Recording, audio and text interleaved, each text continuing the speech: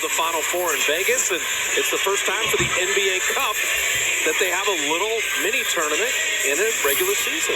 I think it's very important that as a league we continue to innovate. We can't stand still.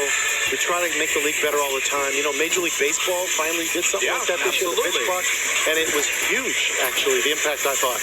So NBA has to do that too. We cannot rest on our laurels. I think the in-season tournament is an interesting experiment.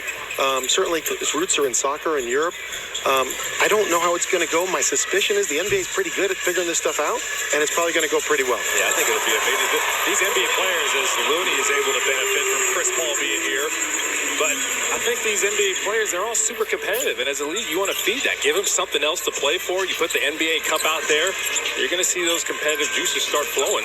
I think you're right. I think that is hopefully, that's the hope that that's what happens. And I suspect that as competitive as all these guys are, that they will make it a priority to try to win it. Also, for teams that aren't necessarily contenders for the championship, put the NBA Cup in there. As you win a few games, you're a contender for that. So it kind of gives these teams that are kind of young and upcoming something to play for as well. Now, Richard Jefferson will explain at halftime the full NBA tournament, so stay with us for that. But 4 qualifying games, then you will get down to a Final Four that will be in Vegas and then have a championship game. But they're all regular season games you would play anyway. Right. So you've just enhanced the importance, Joe, for those. And there's a pretty good payoff for players on the winning team.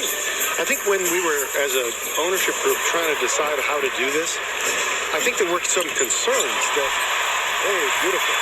There were some concerns that, we might lose regular season games. And for teams like us that do pretty well at home, we didn't want to do that. But I think that they've designed it in a way now that most of the games basically serve 2 purposes, right? Yep. And I think that we're happy with the way it's structured, and I think it's going to work as well for the in-season tournament. Tuesdays and Fridays in November.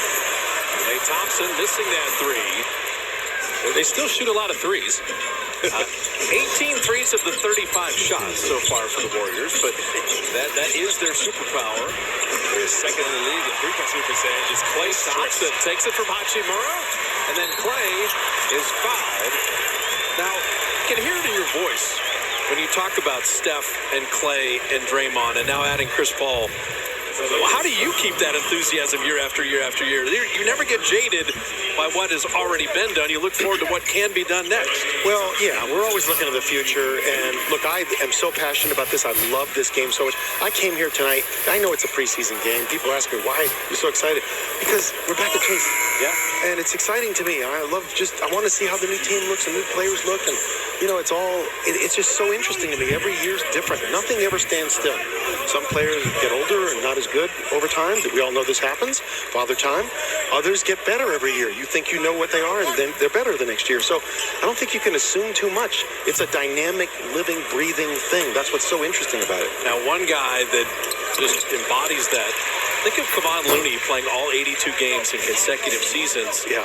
And Anthony Davis came out and said, I want to play all 82 games. And Glenn and I were like, Anthony Davis wants to be Kevon Looney in terms of durability. That's incredible. Yeah, that is incredible. We'll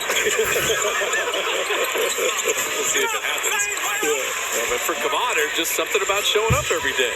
And he's gotten better and better as a player. Kevon struggled his first few years, as we all know, staying healthy. And I think it's a real testament to how hard he's worked. How about Wiggins tipping that in?